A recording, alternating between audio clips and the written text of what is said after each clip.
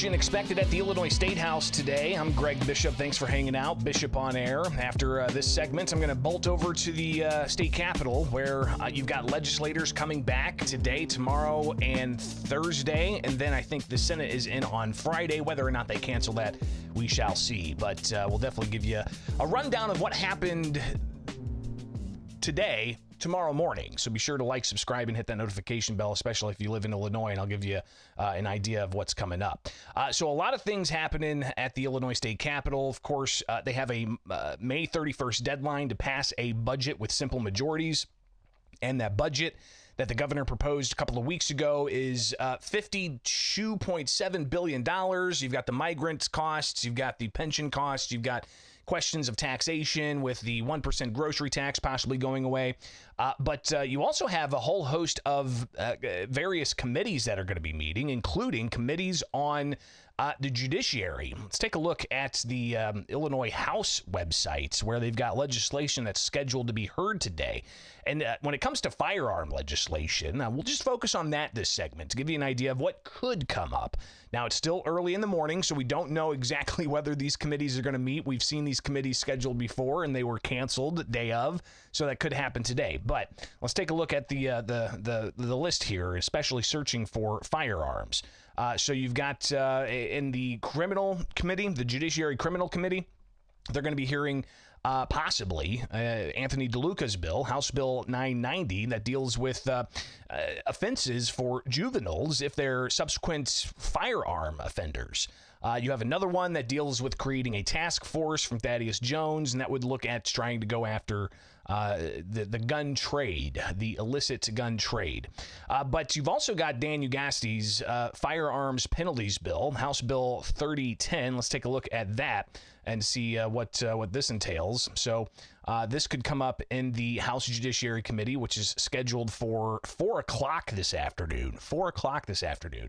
What it would do is it would ultimately say that increases penalties by one class for unlawful use of a weapon when a person knowingly carries a possession in a vehicle or concealed on or about his or her person, except when on his or her land or is on her own abode, legal dwelling, or fixed place of business, and so on, carries or possesses on their person, except for private property, and various other issues, and it would increase that if they're doing that unlawfully. So Dan Ugasti wanting to try to get that heard in the Judiciary Criminal Committee in the House, again at 4 o'clock.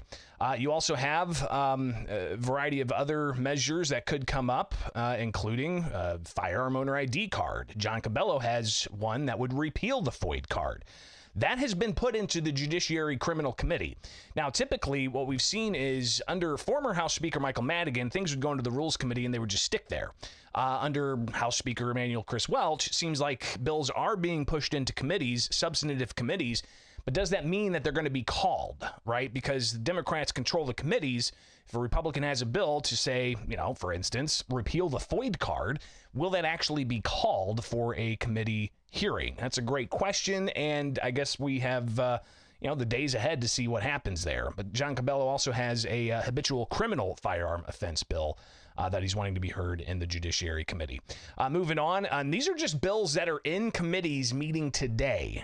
You've got the measure firearm offense, adult and juvenile, from Anthony DeLuca. You've got Maura Hirschauer's bill about domestic violence and firearms. Let's take a look at this measure because this could be the bill that ultimately says police would have to be the ones to take firearms if somebody is under a order of protection, right? If you're on the other end of that order of protection, then you have you have to give up your firearms, but you can give them to somebody who's eligible. There's a push at the State House to have police involved in that. So it says if a petitioner seeks a court order prohibiting the respondent from possessing firearms that could be assembled and make an operable firearm, the court shall immediately issue a search warrant directing seizure of firearms at the time an ex parte or final order of protection is issued, if the court finds, based on a variety of principles here. So ultimately, you'd have the, who executes warrants, right? I mean, that's police execute warrants. So it could be interesting to see if that measure gets called in the House Judiciary Criminal Committee. Again, that's at 4 o'clock today. Going on, you've got others looking at unserialized firearms. Margaret Croak has a measure about that. I think we've touched on that previously. You have another measure that could come up today. Voluntary do not sell firearms. What is this measure? It could come up in 4 o'clock in the Judiciary Committee. And again, no guarantee that these bills are going to be heard. These are just bills that are in these committees.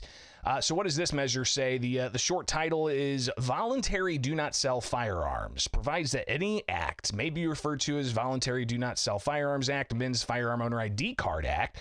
Provides that a person may voluntarily waive his or her firearm rights by filling a voluntary waiver in a form determined by the Illinois State Police with the clerk of the circuit court. Provides that the person shall also surrender any current FOID card or concealed carry license that's been issued to the person. Provides that the clerk of the circuit court must request a physical or scanned copy of photo identification to verify the person.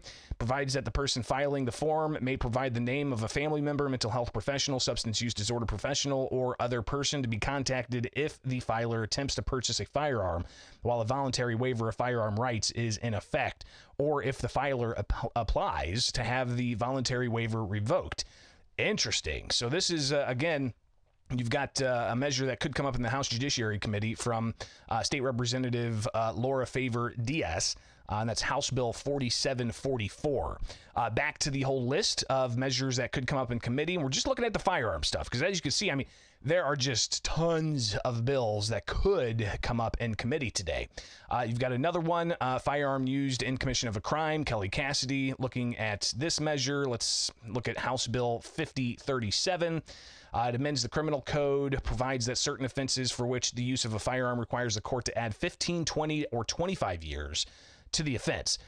This is interesting coming from a Democrat because traditionally at the State House, there's always been an apprehension of having penalty enhancements. So we'll see if that one gets brought up.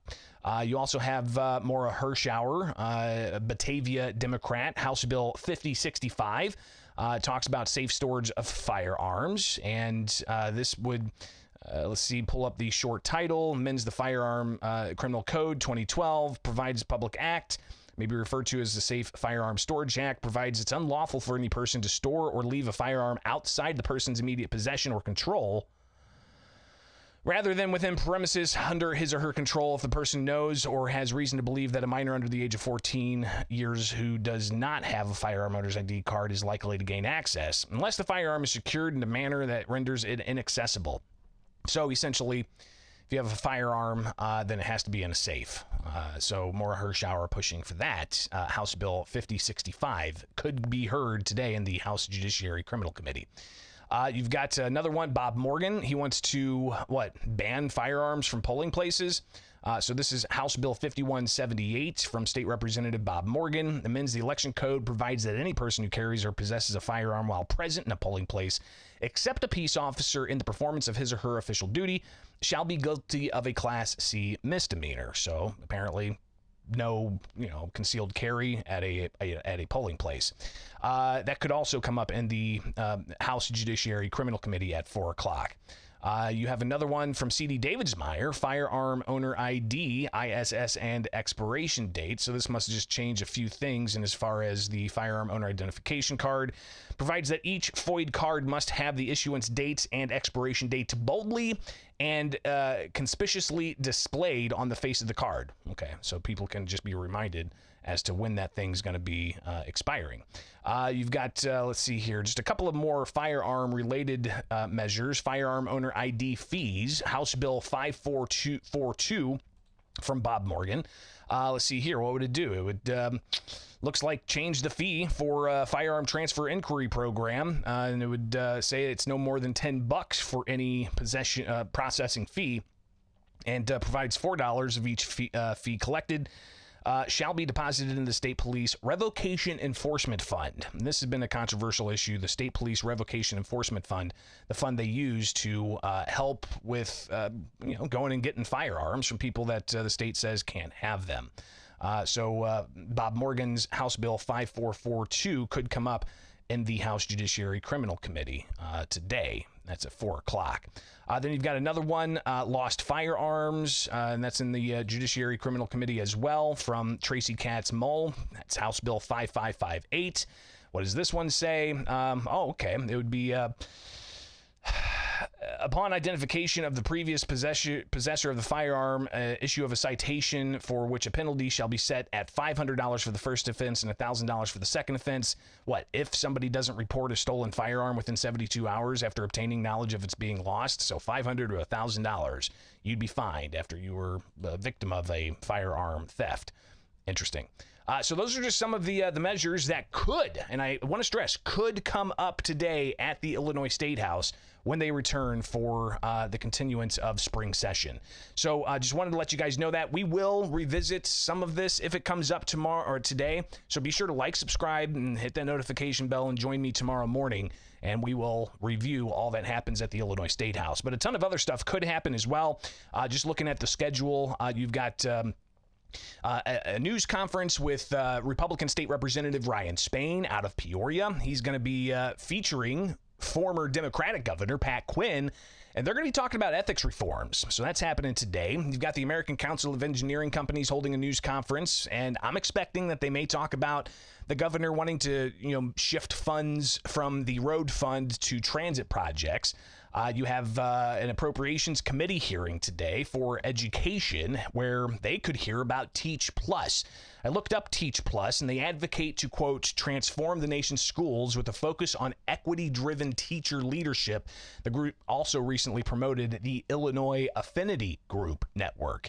If you're familiar with affinity groups, it's along the lines of diversity, equity, and inclusion, DEI.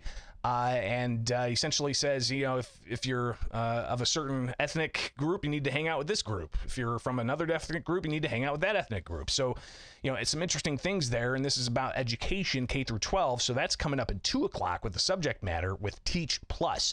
So interesting to see that. But also at 4 o'clock, while there's the House Judiciary Committee going on, where you could have all the different gun bills discussed, possibly.